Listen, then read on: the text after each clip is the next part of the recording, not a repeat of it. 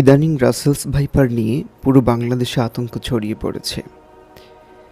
এই আতঙ্ক এবং উদ্বেগ কতটা যৌক্তিক এবং রাসেলস ভাইপারের উপদ্রব থেকে আমরা কিভাবে বাঁচব জানার চেষ্টা করব ভিডিওর শেষ দিকে।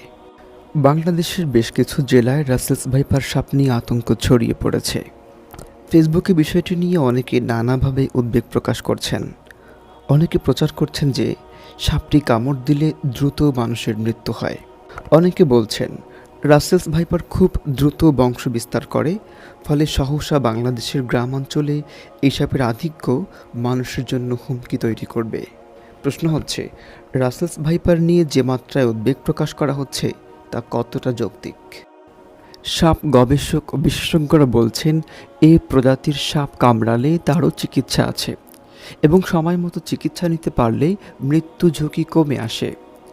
বেসরকারি সংস্থা deep ecology and snake conservation foundation বলছে রাসেলস ভাইপার মোটেও দেশের সবচেয়ে বিষধর কিংবা প্রাণঘাতী সাপ নয়, বরং দেশে প্রতি বছর সাপের কামড়ে যত লোক মারা যায় তার অর্ধেকই মারা যায় পাতি কেউটে সাপের কামড়ে। তবে সময় মতো চিকিৎসা না নিলে রাসেলস ভাইপারের কামড়েও মৃত্যু হতে পারে। আর স্বাস্থ্যমন্ত্রী সামন্তলাল সেন বলেছেন, দেশে পর্যাপ্ত পরিমাণ বিষ প্রতিষেধক বা অ্যান্টিভেনম রয়েছে এবং সব জায়গার হাসপাতালগুলোতে অ্যান্টিভেনম রাখার নির্দেশ দিয়েছেন তিনি। বিষের বিরুদ্ধে কার্যকর বা বিষ নিষ্ক্রিয় করতে পারে এমন উপাদানকে অ্যান্টিভেনম বলা হয়। বাংলাদেশের স্বাস্থ্য অধিদপ্তরের হিসেবে 2023 সালে 4 লাখ সাপের কামড়ের ঘটনা ঘটেছে। এর মধ্যে 7,500 মানুষ মারা গেছে, যাদের বেশিরভাগই কোবরা ও কেউটে সাপের কামড়ে। তবে রাসেলস ভাইপারের কামড়ে ঠিক কতজন মারা গেছে তার সুনির্দিষ্ট হিসেব পাওয়া যায়নি। যুক্তরাষ্ট্রের আশোকা ফেলো, বাংলাদেশের বন্যপ্রাণী ও পরিবেশ বিশেষজ্ঞ মোহাম্মদ আবু সাঈদ এবং চট্টগ্রাম বিশ্ববিদ্যালয়ের প্রাণীবিদ্যা বিভাগের অধ্যাপক ফরিদ আহসান সাপ বিষয়ে গবেষক ও বিশেষজ্ঞ হিসেবে দীর্ঘকাল ধরে সুপরিচিত। তারা দুজন বাংলাদেশের সাপ ও সর্পদংশন প্রতিরোধ ও চিকিৎসা বইটির রচয়িতা। তারা উভয় অবশ্য বলছেন যে রাসেলস ভাইপার নিয়ে যেভাবে আতঙ্কের কথা বলা হচ্ছে সেটি নিতান্তই ভয় থেকে এবং এটি অতিরঞ্জিত। অনেকে না জেনে আতঙ্ক ছড়াচ্ছে। সাপ দেখে সবাই ভয় পায় এবং এর কামড়ে মারা যায়, এটাই মনে গেঁথে গেছে। চিকিৎসা নিলে যে ভালো হয় সেটা সবাই জানে না বলেই আতঙ্ক হয়। খুব দ্রুত নিকটস্থ স্বাস্থ্য কমপ্লেক্সে গেলেই সমাধান অনেকটা এগিয়ে নেওয়া যায়। রাসেলস ভাইপারের দংশনে সত্যিই কি দ্রুত মৃত্যু হয়? গবেষক মোহাম্মদ আবু সাঈদ বলছেন, রাসেলস ভাইপার কামড় দিলেই রোগী মারা যায় এটিও সত্য নয়, বরং রোগী সহজে মারা যায় না। ন্যূনতম 72 ঘন্টার আগে সহজে রোগী মারা যায় না।